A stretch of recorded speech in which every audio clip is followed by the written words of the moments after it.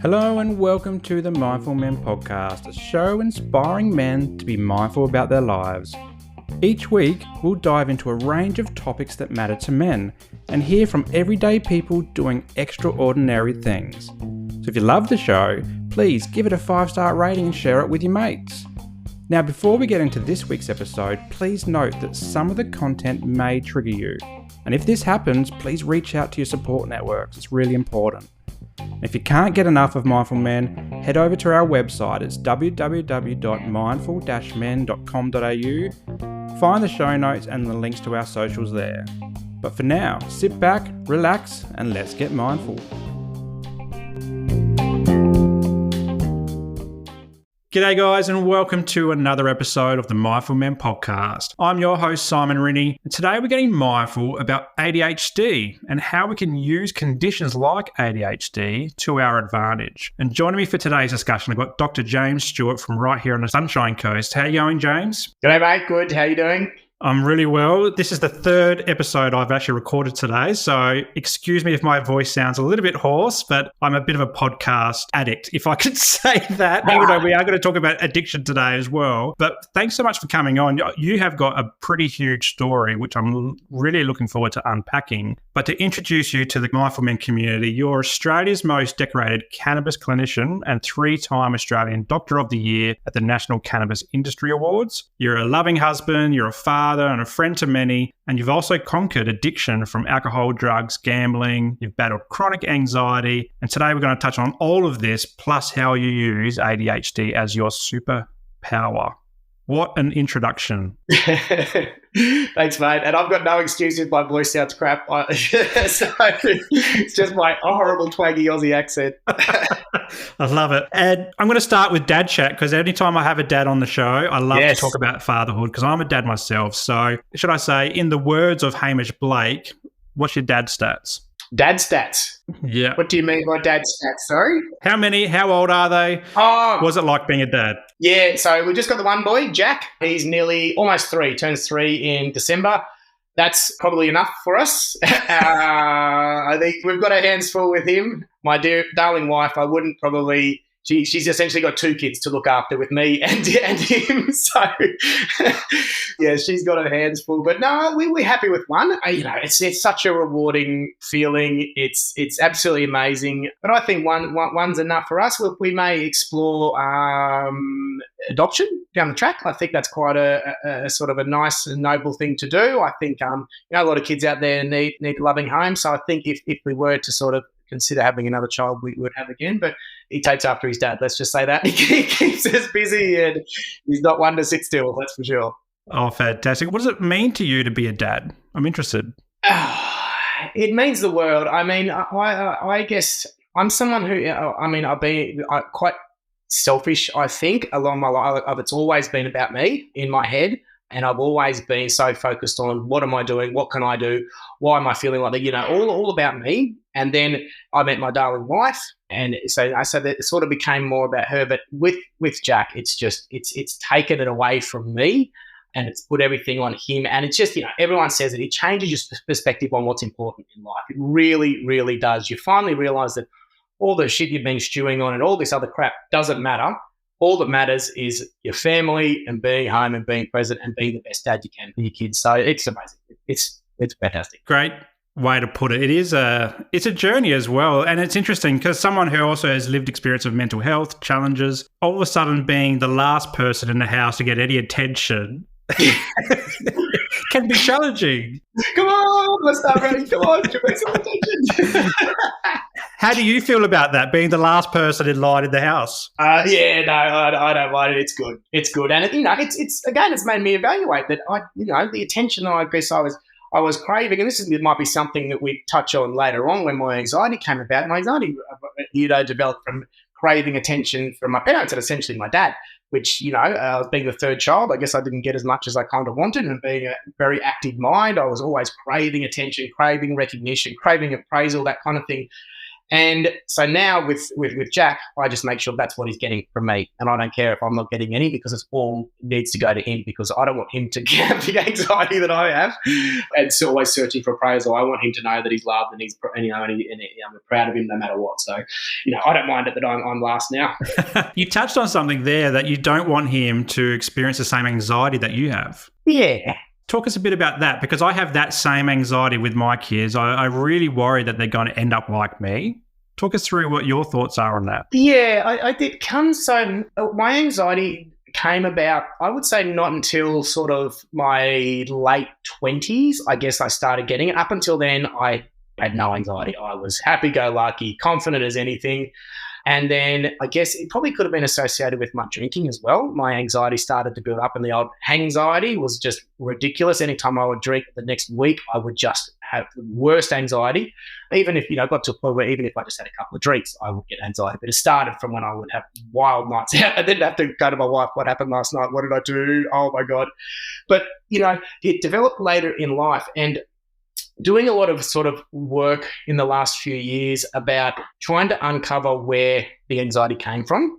And what I'm finding, and I'm doing a lot of work with in the cannabis space and with the psychedelic space about sort of uncovering people's true feelings and where they come from. And what I have discovered, and what we find in a lot of people, is the way we present later in life often has a lot to do with when we were very, very young. What we find is that up until about the age of 5, 6, 7, around there, when you're still developing language and ways to interpret feelings, if you've got a constant feeling going and you have no way to, I guess, vocabularize it in your mind, these feelings get stored as a feeling with no connection to why they're there in your brain. And so this can happen later in life when all of a sudden, with anxiety, you can be sitting there and nothing is going on, and all of a sudden you're bloody panicking through the roof. It's just like, what the hell is going on? Like, I see it out of cars, traffic lights and stuff like that, like really bad. And so I've been doing a lot of work with this recently, and I've sort of tapped into that, why my anxiety and my constant drive for appraisal and constant, I need to be doing something, and I'm so worked up, has sort of come about from seeking that from Dad. From my father. And he was a fantastic dad, but he was the old school country farmer. He'd go out on the farm. I wasn't the best person on the farm. I wasn't the hardest worker. I was more interested in running around and being a fool. And so I didn't get that praise from Dad that my older brother did, he was the man about the farm. He would do everything. He'd be on the tractor with Dad. He could fix things.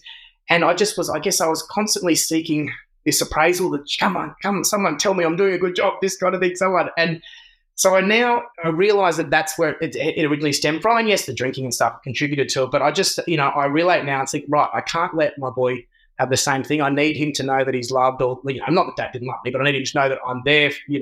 He's praised, he's doing a good job and that kind of thing. So I guess the faults I'm finding in myself and where they're from, I want to make sure my young fella doesn't get it, because I would hate to be a kid growing up now with social media and everything that's going on, and the way that us and our older people are screwing this planet and just screwing up so many things. I just really want to try and give my boy the best foundation I can with his mental health and his upbringing. So.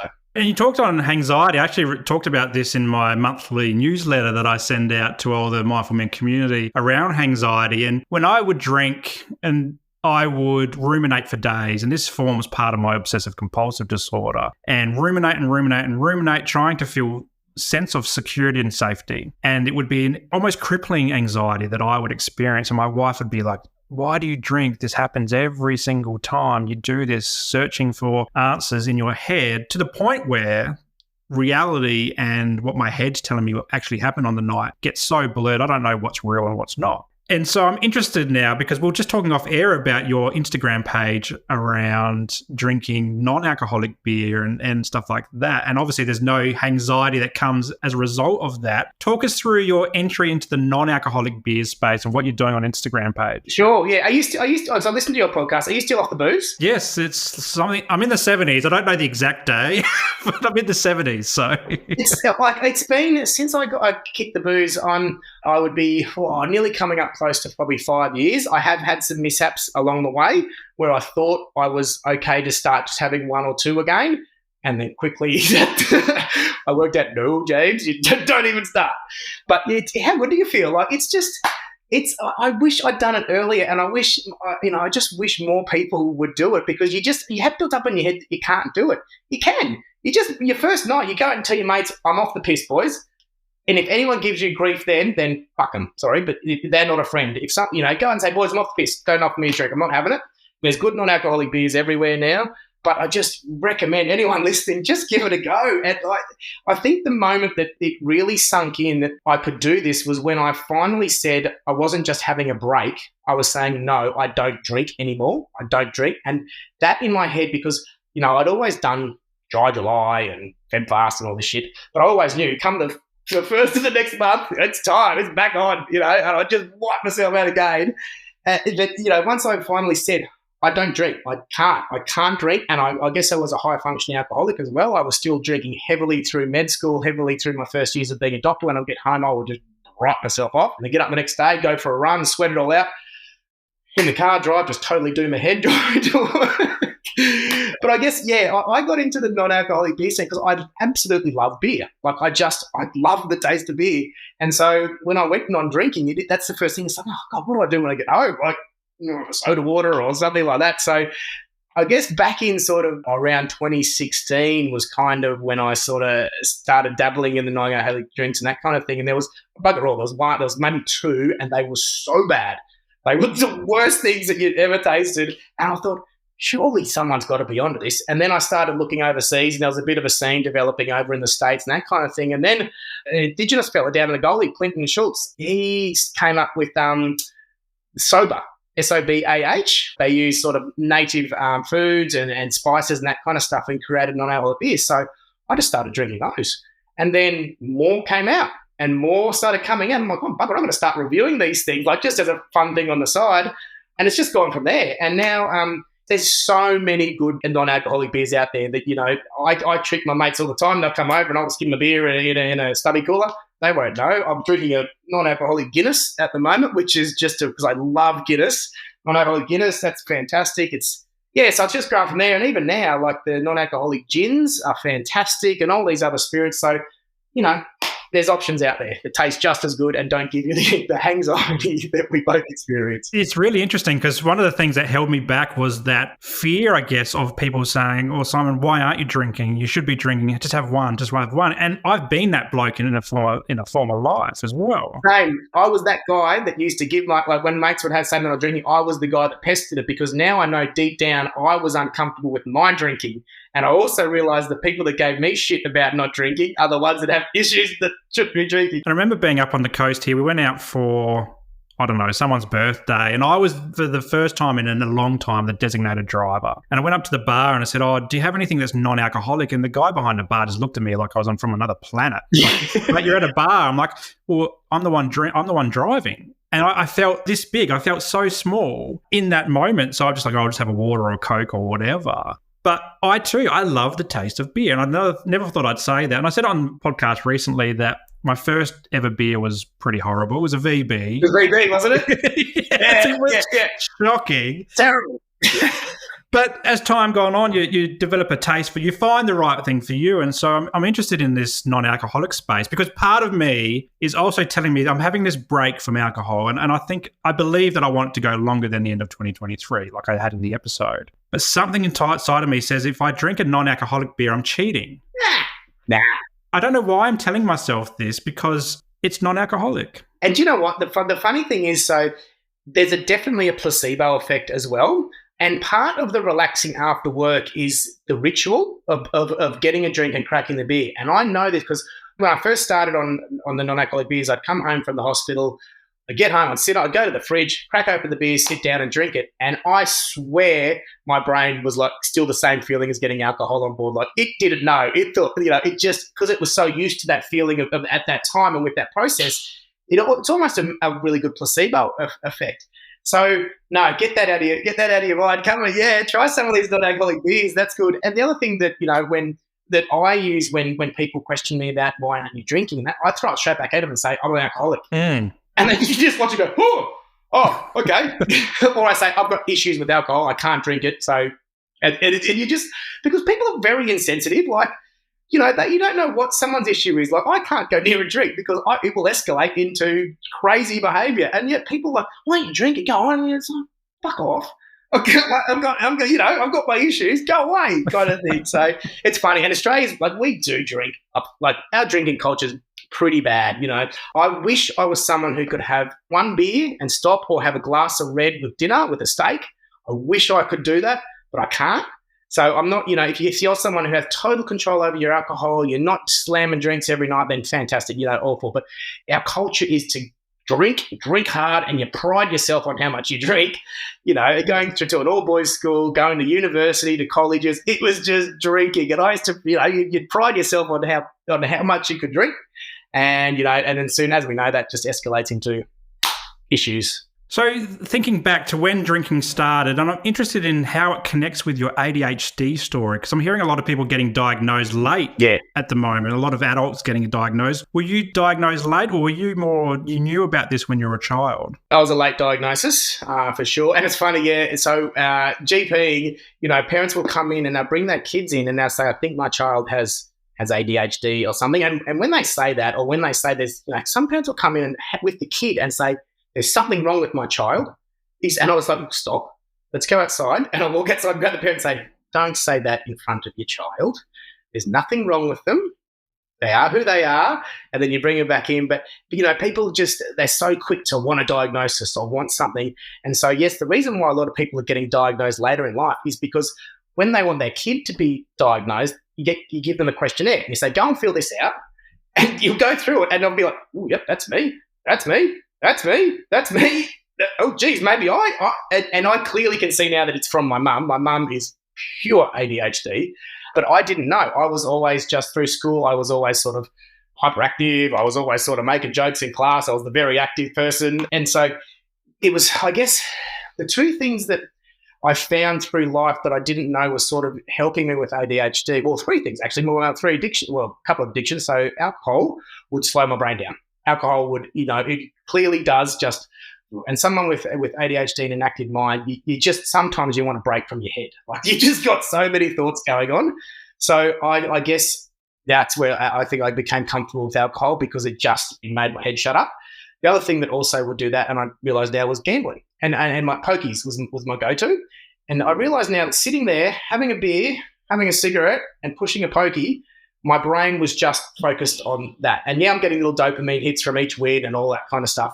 But it was a way of just having one thought. And all my thought was pushing the button, watching those things go around.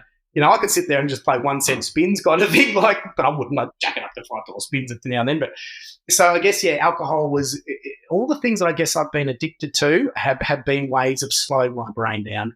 And now, and I'm sure we'll talk about it later, but, the work I'm in with cannabis and that kind of thing, that's what does it for me now on a prescribed prescription and under the guidance of my fantastic Dr. James Stewart, who's actually on the coast as well. He's been able to teach me how to use this medicine in a way that's not harmful, that I get the best out of it, and also keeps me away from all the other things. And so talk us through, before you're a doctor, I understand you're a DJ. Yes. Talk us through this and how the ADHD and the alcohol and the drugs and the gambling, how does that all intertwine, and where did it take you? Yeah. So at school, it's tough when you leave school. You don't know what you're going to do. I mean, we shouldn't make kids make a decision on their future when you're 17, 18 years old. Like, that's just crazy. But back in the day, I went to an all-boys private school where it was you do this, you go to university, you become a whatever, and you go and make money. So came to the decision to make a choice at the end of year 12, and I just went and did Bachelor of Business because that's what my brother did. That's what my mates were doing. I had no idea. I was more interested in going out and partying. I got right into sort of dance music very early. So growing up on the Gold Coast, I was into my grunge and my punk and Pennywise and Nirvana and all that kind of stuff. And then I got into techno pretty early as well. For some reason, I don't know whether it's just that the repetitive noise, it sits well in my head or something, but I got right into dance music early, and I started getting into the clubs right from sort of the age 18, 19. And just that vibrant, I guess, environment is kind of what is going on in my head most of the time anyway. I guess it's kind of like things going on everywhere, and that's what happens in an ADHD brain. Is just so much is going on. And I guess sitting in that environment was quite comfortable for me because I like lots of things going on. I mean, the worst thing, it's hard when there's not much going on for me because my brain can start to wander. Plus, I did start getting into sort of your more serious drugs and that kind of thing. And along with that comes you want to go again, and out you go, and you just have a wild time. It was fantastic. It was great. I had a club on the Sunshine Coast with my brother and my sister called Motown as well, which is, I don't know if you know where Spice Bar is now on the Sunshine Coast. Anyway, up there. And I sort of did that, and we sold that, and I went overseas to England and sort of DJ'd around there. But then that's when my drugs and alcohol really were just rampant, and I was just masking things. Like I wasn't happy. I thought I was. I wasn't. I was just getting wasted most nights. There's not a lot to do in England apart from go to the pub and get on it kind of thing. So that was happening most nights. It was I was like 3 days deep or something. I played a couple of gigs, 2 consecutive nights. I was on the third day, and I was just blasted. And I was like, I can't do this. I was 26. I'm just like, bugger this. So I came home and I didn't know what I wanted to do with myself. And that gave me anxiety as well, because I saw my mates who were already sort of starting to be successful, who'd gone to uni, got a job, had already sort of maybe bought a house. And I'm still got no money in the bank. I've got nothing behind me. I hadn't finished my business degree. I was just like, I started getting into my head a bit that I'm a bit of a failure or that kind of thing. And that builds the anxiety, because again, now I realise that I was chasing appraisal and chasing, my parents being proud of me, and being a drunk drug addict wasn't kind of going to get the credit I wanted. So I spent a year on the coast getting fit again and doing a bit of roofing with some buddies up here, and that's a job to get you fit. But my God, it's not the place to be a roofer in Queensland. Hard work on those tin roofs. But I just had a year of getting fit and just clearing my head. But still, after work, we would go and get stuck into the beers and the pokies after each day of work. It was sort of like, I might go back to uni and do something. And I was kind of keen on, it was when the big personal trainer craze was kicking off, when everyone wanted to be a PT. This is in sort of back in 2008, around that time. And so I went back to university on the Gold Coast and did a Bachelor of Medical Science. And I remember sitting in the first lecture, and it was about human anatomy and physiology, and it stuck with me. I'd never done science at school. I did PE and drama and all the sort of flaky subjects, I guess you could say. But yeah, this first lecture was just like, oh my God. And it just stuck in my head. And I'm just like, I love this. And I ended up like topping nearly every subject in the whole degree. Like I couldn't believe my brain still worked after how much I'd cooked at the few previous years. But it just all stuck in. And the problem was, though, it was my ADHD was kind of, I didn't know how to harness it to study well. Like I kind of did, but I didn't. And what I mean by that was that when I would sit in lectures, I couldn't concentrate. I would fall asleep all the time. That was a problem with sort of what I have, is I have this, if I'm not concentrating or something doesn't hold my attention, I'll fall asleep. And so people used to joke that they would gauge how interesting the lecture was, how long I would stay awake for. So I would go to these lectures because I'd feel bad if I missed them, but I'd just fall asleep in them. But then what I could do was I thought, right, I can go to the library and lock in or hyperfix on the topic. And that's the advantage with ADHD, is if you find a topic you're interested in or something you like, wowee, away your brain just, if something you love, your brain will just fix on it. And my wife gets cranky at me sometimes because I get so fixed on something and she's talking to me and I'm not even listening to her. I'm like, come on, I'm focused on this. But I learned through uni how to sort of harness that ADHD power, which is the hyperfixation, because I could sit in the library and I could like hyperfix on something. Like I could smash through a whole chapter in a med book in like an hour and a half, and it would just stay in there. And then other times I'd go there and I'd be flopping around and I couldn't get the fix. But then when I did, it would lock in. So I kind of started to learn, like, hey, I've got something that is hard to manage, but also at the same time, it's something that if I can learn how to harness it, then it could be pretty special. And that's kind of, I guess, how I got through med school and did well in exams and that kind of thing. Where if I wasn't feeling it, I would just sort of go and do some training or distract myself for a while until I could get that fixation on it, and then bang, away I would go. I'm interested. How does a DJ and roofer pick that degree in the first place? Well, I guess I've always sort of been tried to stay pretty fit and active. And so my thoughts were, I'll go and do physio or something, because the Gold Coast had just got the Titans and the Suns and the Com Games were coming up. And I thought this sporting industry is sort of what I want to do. So I didn't know whether I was going to do physio or something, but it just seemed biomedical science was kind of a good one to get as a foundation. And then because I did so well in all the subjects, the university actually said to me, with your grades, you can come into a med program. Like, you've absolutely smashed us out of the park. And I'm just like, Dr. Stewart. All right, sweet. so then I was into med at the age of 28. I went back into med school, and it was interesting because most of the kids there were 17, 18. And so I was that more mature, whatever the mature students or whatever they are, that was in there. But yeah, no, I'm still a little bit immature, so I got on fine with them. Were you the mature student that fell asleep? I still fell asleep. Yep. And that's what led me to get the diagnosis. I went and saw the doctor on campus, and I said, like, I would get a coffee and a coffee mug and like, no joke, like probably 5 things of coffee in there. Come on, and I'd slap myself before a lecture, and I'd walk in, and I'm just like, nah, I'm out. And so I'd go and say to him, mate, I can't stay awake. I don't know what is going on. And then he diagnosed me with ADHD. I went and did some tests and that kind of thing. And then they started me on dexamphetamine, which worked amazing. Absolutely worked amazing for my brain. You know, it's a stimulant, but for someone with ADHD, it actually slows us down. Whereas someone without ADHD, you give them a Dexy, and that's kind of like they're on speed kind of thing. But for me, it slowed me right down. And so it was just a bit of a game changer then. I kind of felt I was on the level playing field with everyone else who, you know, would be awake in lectures and not that I would sort of be awake. But yeah, that's what sort of led to that late diagnosis of ADHD. But once I got diagnosed with it, and then going through med school and learning all about it, and now all the stuff I know about it, it's like, oh man, I had this ages ago. But you know, back when I was at school, you were just a disruptive child. I was going to ask you, like, getting the diagnosis, did it have like any aha moments for you about like looking back at your life? Yeah, definitely. You know, it's chasing a diagnosis for a condition or for something, it can be a bit dangerous. Like, you can almost pigeonhole yourself. But I wasn't. I just wanted to know what the hell was going on with me. I sort of thought ADHD, but I didn't really know too much about it. It was early on in our med degree, so we weren't learning about conditions yet. We were more learning about anatomy and physiology. But then once I got the diagnosis, and then once I was just like, everything sort of just made sense of why I am the way I am, I don't know how many different jobs I've had, because I'll get something, I'll like it, I'll learn how to do it really well, I'll become really good at it, and I'm like, all right, I'm bored, and I'll just change to something else. And all these things kind of make sense to me now that I know that diagnosis of ADHD is there. So how did that play out through your studies and then becoming a doctor? Like, what was it like putting on the white gown and maybe doing some placements and stuff like that? Yeah, we don't wear the white gowns anymore. That's a very American thing. Sorry for anyone there. Yeah.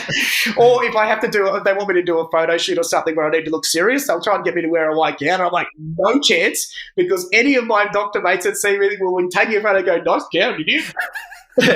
I guess, yeah, I guess that's probably what led me to become a GP, because as a GP, every 15 minutes, your subject changes because you've got a new patient coming in. So it keeps you on your toes. There is no way I could be an anaesthetist or a radiologist or so sitting in a dark room. No, God, way, I couldn't do that. So I guess GPing stuck out to me as just a constant, because you never know what's going to come through the door. I mean, you do after a while when you get to know the names of the people. You're like, God, here they can't come again. No, I shouldn't say that. That's me going into my doctor. He goes, oh no, what's going on there? but yeah, so I guess I knew that I needed a career path or something in the medical industry that was going to be changing all the time. And so that helped me choose to, I knew sort of from the early few years that I was going to do GPing, and that played out well in the hospital years, because hospitals are pretty ordinary environment for a junior doctor, especially if you want to get onto a pathway like surgery or something like that. You've essentially got to brown nose your way, and it's really bad, and consultants will use that, and it sucks. And so, but I didn't there would be kids staying behind after hours doing so many notes, not paid. And the consultant would say to me, oh, do you want to stay behind? I'm like, fuck no, see ya. Shift's over, mate. I'm out of here. Unless you want to pay me overtime, I'll see you later. So that kind of helped me. And being a little bit older as well, and living a life, like, I didn't come from a family of doctors. I had the ups and downs before I became a doctor, and that played well in my hands, because people can relate to me as a doctor. They know I've gone through my shit. They know I sort of have lived that life. I'm not just someone who hasn't experienced anything. I'm just going off what the textbook says. So that kind of helped me as well. So how does your pathway or your story lead into prescribing medicinal cannabis? Like, where does this come into it? Yeah, so I was going to mention this before with how I guess drugs and all addictions work with my ADHD. Now, growing up on the Gold Coast, surf, have a smoke, go for a surf, have some Maccas, repeat. And that was kind of the weekend kind of thing you do or after school. And I remember, when I would connect with cannabis, it would do something to my brain. It would slow it down. And I kind of had the feeling that I'm, I guess, kind of back in the room. I'm now present in the room and the conversation. When someone with ADHD, you can often feel you can be in the room, but you're not. Like your brain is just thinking about something totally different. You've got about 5 different topics going on, and then someone asks you a question, you're like, what? I wasn't even like, and my wife does get crazy with me now and then because I'm just like, what are you talking about? She's like, I've been talking to you for 5 minutes. Like, but I just found when I connected with cannabis, it slowed my brain down. And I didn't know what, I just, wow, this is doing something special. So I was using it quite a bit growing up. And then going through med school and going through College of GPs and university, I just always thought it doesn't quite sit well with me, the amount of prescriptions and pharmaceuticals we're giving. Like, we were really taught end-stage disease, give them this. That's the kind of medical model that is at the moment, and it's wrong. It should be prevention, stop people getting to that stage, and do that through diet, exercise, plants, mindfulness, all this kind of stuff. But that's not what was taught to us in med school. It was all, someone has this, give them that. If they don't respond, give them more. If they don't respond, give them another one. And then you probably need to give them that because they're going to get a side effect from that. And I'm just like, I don't know if this is quite right. And, if I was to mention in a university, I was to mention, how about plants? Has anyone thought about plants? I would have been pushed out the door and burned at the stake kind of thing, like, get out of here, you hippie, you bloody weirdo. But in my first few years as a GP, you're essentially, I'm not dissing GPs, it's a tough job because to make a living, you've really got to pump through 15-minute consults you do, and it sucks because you're not giving good care. You're essentially, people are surviving and they're not thriving. And as a GP, you're just kind of holding people on the level they are, and unfortunately, a lot of people are at a pretty low level of health. And as a GP, you're kind of just keeping them there. Here's your weekly, monthly pills. Your blood pressure's all right. There you go, kind of thing. And in 15 minutes, that's all you've really got to do. But we are just giving out scripts. And I'm like, it just didn't sit well. Like, at the end of the day, I didn't feel satisfaction that I had helped or made a change. And some days I would leave and think, I really wish I could take that person off that medication or something. But you can't a lot of the time. And then in 2016, cannabis became legal to be able to prescribe by health practitioners. And I remember thinking, I smoked a bit of weed growing up and that worked well for me. It calmed me down. I could sleep well. And so I got sort of started following it. And then I had organised for one of the companies to come and talk to me. And there wasn't many companies on the market then. And I remember my first patient was this old farmer from Outer and she couldn't sleep. And just, insomnia is terrible. If you can't sleep, it's horrible. Then the problem is you build it up in your head and you make it worse every time you go to get to bed. Anyway, she couldn't sleep. And I'd thrown every pharmaceutical at her under the planet. And now I think about it, I think that was a horrible thing to do because I could have got her addicted and all these type of things. But anyway, we'd had a crack at everything and nothing had worked. And so I said to her, do you want to try some cannabis oil? And she's like, oh, yeah, deal. Whatever you think, I'll give it a go. And I'm like, sweet. So I had to fill out the big form and it took ages. And I got her some THC oil and gave her the dosing guide. And then 2 days later, honestly, she came back into the clinic, didn't have an appointment, came through the door, hugged me, and she's like, oh my God, I've slept 2 nights in a row. And I was like, yes. And then I'm just like, right, that's the response. I've got goosebumps now talking about that. I'm just like, that's the response I want from my patients. That's what it should be to be a doctor, to get that happiness that's it's working. And that's, essentially, and then I started learning more and more and more about it. There wasn't a lot of stuff, I was kind of one of the early adopters of it. There wasn't a lot of stuff out there for us to go. So I was getting a lot of things from overseas, just learning my craft. I slowly started prescribing more and more and more. And now I've essentially left Western medicine for 2 years. I'm still a GP, but instead of handing out a pharmaceutical, I will use cannabis to do it. And, it's been a very rewarding path. And, I've got to say it's not for everyone. So everyone listening, don't all of a sudden go out and go and try cannabis. You need to go through your health practitioner and you need to go through someone that knows what they're talking about, because cannabis just isn't just cannabis. There's a lot of different things. And if you get the dose wrong, it can be an ordinary experience. So, you've got to go the right thing. But it's funny how I've been able to benefit from myself And now I'm in the very fortunate position where I can now spread it on and pass it to a lot more people. I remember you said THC oil. And I remember quite a few years ago, I don't know how long, this may be 10 plus years ago, back in the days when I actually did watch things like A Current Affair, which, take it or leave it. I don't watch it anymore. But I remember them having stories on cannabis oil to support or cure or treat different conditions that you couldn't treat with conventional medicines. And so I've always wondered, I remember at the time the story would say they've got to do it sneakily and get it from overseas and all that because you couldn't do it here. Why do you think, as someone who prescribes it, we're maybe so far behind if you're seeing some good progress with it? It comes back to the whole stigma around it, definitely. And the whole war on drugs, and this kind of fear that's being put into us. And so I don't blame people that are a bit skeptical about it because it's just being drummed into us. I remember I've got a poster in my garage that I did in Year 12 PE class, and it's got this picture of a guy, Dikembe Mutombo over in the NBA doing a dunk, and it says, "Get high like this, not on this." And it's got a big cannabis leaf with a big cross through it. And I swore I would never touch cannabis, never touch drugs, because it was put into us that this is so bad. But yet here I am, kind of thing. It's that false fear that was put into us through a lot that happened over in the States and the war on drugs and that kind of thing, that people have this idea that cannabis is all about getting stoned and getting high and smoking it and leading to psychosis and doing all these bad things. And no, it's not like that at all. But unfortunately, it's got that stigma around it. And unfortunately, a lot of the people in higher places that make decisions use the excuse that there's not enough research out there about it. Well, there is, but the reason there's none of these massive, big studies done is because guess who pays for those? Pharmaceutical companies. Now, they can't patent a plant. So they are working out how they can get into this space, but essentially they can't monopolize it because if they just produce something on cannabis, it's not distinct to their product. Any other cannabis company could then use that thing. So it's unfortunate that stigma is around it, and that's what is really slowing it down. But we're slowly getting there. And on that topic, the way, what we're talking about before with my ADHD and, I was prescribed dexamphetamine and that kind of thing before. Now using CBD oil, which is the non-psychotropic part of cannabis, I would have a dexamphetamine now and then. I don't need them all the time now because CBD, the way it works with me and the way it works with a lot of patients that do have ADHD is it does what dexamphetamine does. It just slows us down and brings our focus into whatever is the job at hand.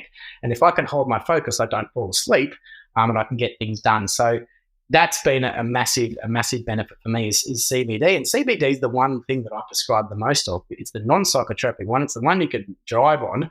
It's the one that does the most of the work. Like THC is the one that can cause the issues, the one that everyone seems to focus on. But I don't prescribe a lot of that. But yeah, I'm not saying everyone go out and speak to your GP, but yeah, there are options out there for sure. Do you have to go to a certain type of GP like yourself, or can any GP do this? No, any GP. Any GP can prescribe it if they want to. The thing is that there's you got to do a bit of paperwork to get through it. I'm lucky enough in the position I don't have to anymore. I've got what's called an authorised prescriber, so I've prescribed enough that the TGA sort of trusts me to make the right decision, so I can sort of do as much as I want. But any GP can prescribe it. A lot of them don't want to, and the trick is that as GPs, there's a thing called a therapeutic guidelines or guideline pathways that the college produces that we need to follow. So if someone comes in with this condition, it's recommended you give them this at this dose, blah, blah, blah, blah, blah. Now, what happens is, unfortunately, if you go away and try and use your clinical judgment yourself and go away from that recommended pathway, if anything was to happen, you can then be held accountable and sued because you didn't follow the recommended guidelines. So what I'm trying to push for with the college and GPs and other colleges is keep that pathway you've got there, but just put a fork in the road and say, hey, there's an option here. Instead of going for that one, why don't you try a plant for a little bit? That's kind of what I'm pushing for. It's really interesting because it's, I think, a new space. We should do another talk. We should definitely do a whole talk on it because I could chew your ear off about it for forever and ever. I'm going to lock you in for that because I think that'll be a really fascinating discussion to have about all the ins and outs of it, what it looks like, debunking some of the myths. How do you go as someone who has ADHD, who uses the stuff or takes it as part of your treatment plan? how do you identify with that as a practitioner? Because I know I'm a proud lived experience practitioner myself. I wear that as my superhero cape. And I was having this discussion this week with a guy who was talking about struggling to open up. And I shared a little bit of my story of 20 years of struggling to open up. But I know a lot of other practitioners who are hesitant to share their lived experience because of shame or people looking down on them from within the profession. How do you manage that in your own head? I guess I've found that the more open and honest I've been about my struggles, the better people have responded. And the more, I guess, people accept it and then can relate to me. Because if you go to see a doctor and they come across and they've never had an issue in their life and they know everything about everything, then they're not the doctor you want to go and see. There's a wall there, there's a bit of a hierarchy. It's like, I know this, you don't know that, there you go. Whereas I like to place myself under the patient and say, I'm down here as well with you. I've been down here as well. Let's get in the trenches and go through this together, kind of thing. I'm kind of the other way. I love talking about it because I want other clinicians to be vulnerable, because you need to connect with your patient. And, that's why people are going to seeking more help in health coaches, naturopaths, that kind of thing, because every one of their consults is 45 minutes and you get connection with another human in that amount of time. And even if you take away nothing from what they've said, if you connect with another human being, that's very therapeutic. And that's what's lacking and missing in Western medicine, is that connection with your doctor. So I am the other way, and I think the more vulnerable I can be and the more vulnerable my patients see me as, then the better they're going to connect with me. And also because I've self-living proof of the benefits that I've been getting from cannabis. And it's not only helped with my ADHD, it's one of the things that's helped me get off the piss as well. So I will come home in the afternoon and I have my CBD oil in the morning, I have my CBD after lunch. Then in the afternoon when I get home, I'll crack open a non-alcoholic beer. And if I'm still a little bit wound up, I'll have a little bit of an inhalation on a vape pen or a dry herb vape. And just one or two tokes. It's not about getting blazed through the roof like it used to be when I was a kid. It's like, make me the biggest one you can. I'm going to rip on this one. It's like, no, I only want less. The less is best with cannabis. And so I'll just have a couple of inhalations and away I go. And it's, I don't need to drink anymore. I'm relaxed. I have an amazing sleep. I've got this lovely condition called restless leg syndrome, which is a fantastic. No, I'm taking the piss. It's horrible bloody thing. And I remember watching my dad, at every afternoon he'd get home from work and he'd start getting stuck into the beers. And I guess that's where my drinking culture sort of started as well. I'd finish work, get ripped into the beers. And he would sit there and rub his legs and he'd have to get up and walk. And then, whenever on planes, he'd have to get up. And I thought, oh, God, I hope I don't get that. And then I remember in med school and we were doing a lecture on it. And the lecturer said, there's a bit of a hereditary component. I was like, no. And I reckon my legs started aching then. But it's, for me, a little bit of THC calms my legs down. So it's little things that, people might say, you're replacing your alcohol with your cannabis. Well, yeah, but I'm not addicted to cannabis. I don't need it. It does help. But it doesn't give me anxiety. It doesn't, I sleep better. So, patients, I think why I've been lucky enough to win a few awards. And I think that's because patients are like, man, this guy gets it. He's easy to talk to. Hasn't got this stigma, this hierarchical thing where he makes me feel like I'm hopeless because I'm not surviving in life. He's actually battling through life himself. He's using this himself. He's getting benefit. And then people can relate to me. So I say to any clinicians that are listening, anyone that's like, it's okay to be vulnerable. It's good. It's tough. But once you do it, you build up this fear in your head that people are going to think you're weak. People are going to think but honestly, we're all going through our own shit. So it's honestly, if you think someone's got their shit together, I could say they don't. Everyone's fighting their own demons. And it's funny, as you get older, sorry to jump a bit all over the place, but as you get older, it's funny how you realize that no one really has their shit together. Like you think the older you get, the more, and you're like, no, we're all just kind of winging it through this life. So I'm a big fan of the more vulnerable you are. And that's why, I said it at the start, your podcast is great because it's just, just guys talking about their battles with shit. And, you're a prime example, dude. But your battle with alcohol and that kind of thing, just get out, let's talk about it and not make it such a big thing. We're just humans trying to get through life. So let's talk about our shit together and help each other through it. I had this experience when I burnt out in 2020 and I went to see my doctor and he was really good because I think he's experienced burnout before. So we could talk about what it felt like and the recovery pathway. But then he went on leave. So I had to see a different doctor and we're talking about burnout again at a later point in time. And he hadn't, I don't feel like he had experienced burnout. And so he was very different in his approach, almost like saying, no, this is not a condition. This is not in the DSM-5. It's not an issue. You just got to suck it up and move on. But the connection I had with that first doctor was unbelievable. And I remember during this period, and I think this was also through that COVID period as well, where I had to go see a different doctor, and I could just see it in his face. He was tired. He'd done probably, 50 sessions that day or whatever. And I was just going in for a simple medication review. But he was my only option because that's what the administrative staff said. Oh, this guy's really good at mental health, because my guy was on leave and my backup wasn't there as well. And so I walked in and he said, all right, Simon, what medication do you want to go on? And I'm like, no. I'm coming for you for help. But I could just see it in his mannerisms. He was tired and reluctant maybe to share. He wasn't my normal doctor, so we didn't have that therapeutic rapport. So I said, I'll take the referral to the psychiatrist and we'll go and deal with it there. But COVID must have been a big hit for doctors and stuff. How did you cope through COVID? Yeah, COVID for everyone was pretty bad. I actually had a very lucky moment, which I thought was unlucky. So I was starting my cannabis prescribing was really taking off. I was working part-time as a GP in Gympie and then doing sort of part-time sort of cannabis consults and this kind of thing, and really building up my client base. And a new dispensary, this cannabis-specific dispensary, opened up in Melbourne. It was the very first one. Astrid, ladies only, fantastic clinic. And they wanted to put a doctor upstairs. So I said, right, this will be fantastic. My wife wanted to go back to Melbourne because she's the Melbourne girl. Let's get through this. Anyway, I remember something happened and we couldn't go. And I was just spewing. I'm like, God damn it. Anyway, when we were about to go, we couldn't go. Turns out 3 weeks later, COVID. So thank God we didn't go, because we would have moved to Melbourne right before lockdown. And then, as we know, Melbourne just got put through the hell and back. Like, I was in Melbourne the last 2 years, and we, as Queenslanders, we don't really appreciate how bad they had it. Like, it has absolutely ruined so many people's lives.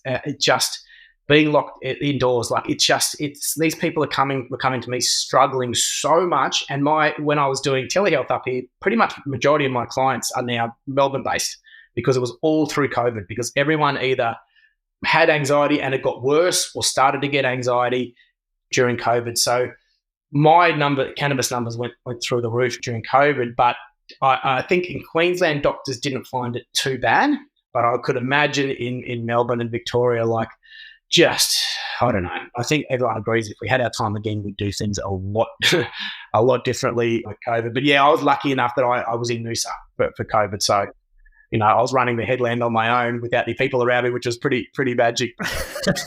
So yeah, but no, COVID really not people around in Melbourne. So, but I got through it okay. But thank God, whatever happened didn't take me to Melbourne. I was spewing at the time, but now I was like, wow, that was meant to be then.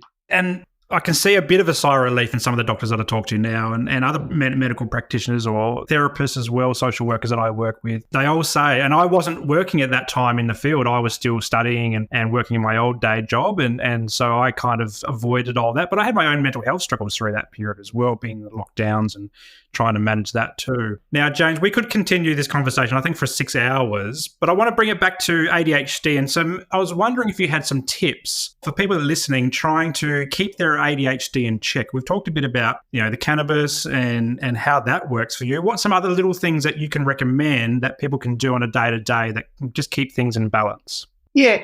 The first thing is kind of identifying with your ADHD what are the strengths and the weaknesses of it.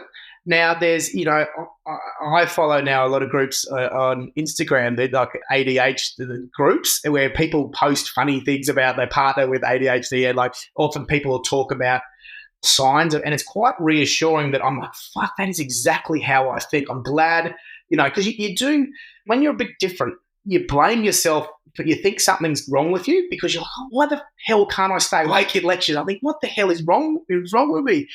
So following these ADHD things online can be quite good because it gives you a bit of a sense of the community, a sense that you're not the only one with this issue. Also, there are ways and apps where you can identify what type of ADHD you are, because we're all a little bit, all ADHD people are slightly different. There's different ways that we present. So I guess the first thing would be for someone with it, or who even, you don't have to be diagnosed with it. You kind of know if your mind is super active and you're just the one that's always on the go, and you can hyperfixate on things, and you've probably got it. You don't need to go and get a diagnosis. You've probably got it. But I guess the key is really sort of spending some time to sit with it and work out what are the parts you like about it, what are the parts you don't like about it, and what can you do to enhance more of the parts that are good about it. That would be the main thing. Avoid the things, or try and avoid the things that you don't like, or the things that make you feel uncomfortable, or if you can, try and keep those out of life, because no matter how hard you try, your ADHD is going to is with you. It's kind of who you are. So you don't want to change it, because I don't want to change mine for anything. I love it now. I love it. I love that I can control it, and it is like I say, it's a superpower. I can fixate on things and get shit done so good, and I get so many ideas, which I love. I constantly am thinking of ideas, which keeps me motivated, gives me things to get up on. And my wife drives. I've got a book beside the bed of all my ideas. I just write things down. She's like, all these different ideas you have, but it keeps my life kind of spontaneous, and always something to keep me interested. That's what I like. I like that kind of side of things. But for other people, actually, there might be that side of things. Something else might do. So just focus on the parts about you and your active mind that are good and make you excited and make you feel good with your ADHD. Don't put yourself in situations where it's not good for ADHD. An example for that is that, and we don't have a choice of it now, but is school. For a lot of people, ADHD does not suit school, because, back in the days of tribes and stuff, the people with ADHD brains were the all-rounders. We could go and hunt. We could go and paint. We could do the cooking. We could, make things. We're the kind of people that could just latch on and do stuff. So we were a bit of a gift in tribes. But you plonk us into a school where we've got to sit down and focus on one thing. It's like no chance. And it takes me back. Isn't that picture where it says it's got like a monkey, a giraffe, a fish, and something else, and it says, right, I climb that tree. And they're all in the classroom. It says, climb that tree. And it's just like, well, the monkey's the only one that's going to be able to do it. But everyone else doesn't mean they're stupid or bad. It's just they're in the wrong environment. And so with your ADHD, if you're in a job where it really it's hindering your ADHD, or it's making you so uncomfortable, then you're going to have to change it, because you can't really change yourself. Change your environment to an environment where you can thrive, and then you do get the superpower. And I'm lucky I'm in that environment now with the work I'm doing. It's something I love.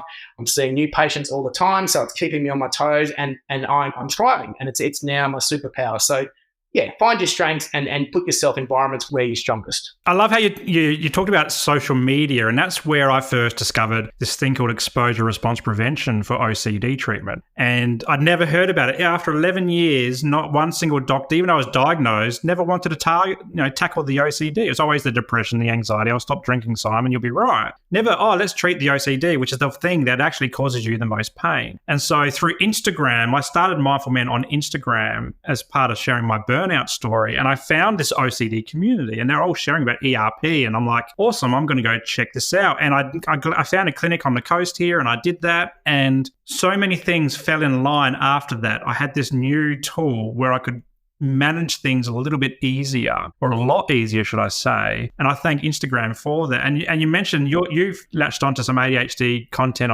on Instagram. I had Ange Nenny on here, who's an ADHD coach quite a while back, and she was talking about ADHD TikTok. And I'm also on TikTok, and I always see these ADHD videos come up, and they're quite insightful, and they're hilarious as well, but they're insightful into how the ADHD brain works. So social media can be good in terms of empowering us with knowledge.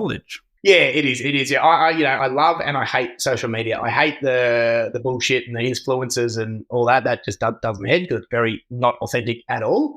But on the other hand, with the good side, is you can connect with people in a wholesome way and find some things out. And like you've done, there's some things on there where conventional doctors are stuck in their ways. And sometimes you have to go online or do your own research. I used to hate people when they come in and say, I've done my own research. I'm like, bullshit, you don't know what you're talking about. But often now I look back and go, fuck, they actually had a good point there. So, yeah, it's good. Well, James, I've really loved talking to you today. It's really nice to meet you. And we are going to lock in, I think, an episode purely on the medicinal cannabis would be really interesting to hear and your insights into that industry. So we'll lock that in for a future date. But the last thing I ask all of my guests is to plug something that makes them feel good. And so that could be anything that you're maybe drinking at the moment, you're watching on telly, you're listening to, you're reading, a self-care activity, something to lighten the mood and finish off the episode on a lighter note. Yeah. So I would say it's not a physical thing that I'm liking at the moment. I would say it's a bit of a mantra or a new sort of way I have started approaching my days and my life. And it's a little saying, and I've got it written on my mirror when I brush my teeth in the morning, and it just says float above.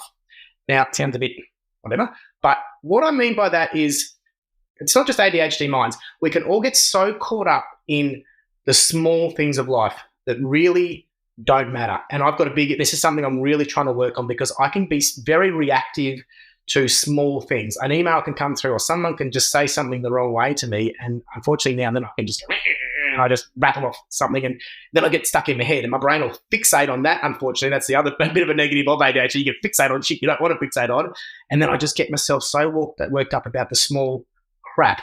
And so what I like to think of is just lift yourself above that, because you can just sit at that, just hover at that energy above that. The small stuff's going to play out. You don't need to get all tangled up and jump in amongst it and try and sort it all out.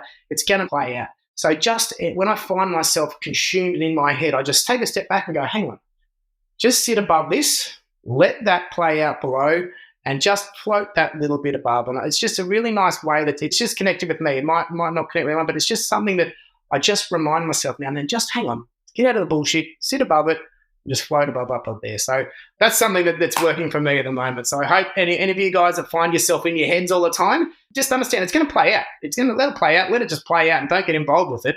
Just float above. It's interesting you said that, because this morning I subconsciously did this morning, and so I get stuck in my head and I play on loop, and it's really distressing sometimes, and it would take the rest of my day. I would be fixated on that. And I had this email that come in, and someone was questioning about my business, which is the first time it's ever happened, and it happened today. It's weird. And talking about my rates and me doing counselling, even though I'm a social worker, and on my email it's got social worker and all this type of stuff. And I'm like, usually I would just ignore it, but I wrote back and I said, no, hang on a second. Like, you don't know me.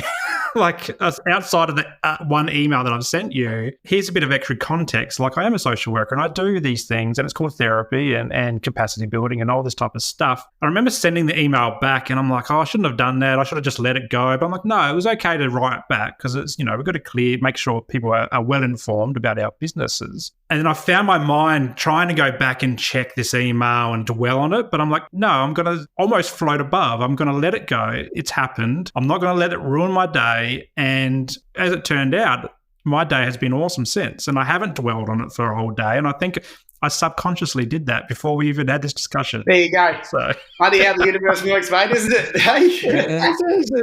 The world works in mysterious ways. But James, I've had an amazing chat, and I am looking forward to round 2 when we get that teed up. But thanks so much for coming on, being vulnerable, sharing your story, and I hope you've had an amazing time on the Mindful Man podcast. Thanks, mate. I have, definitely, and it's a pleasure being here. Honoured to be here, and mate, yeah, you're a star as well. So keep up the good work you're doing.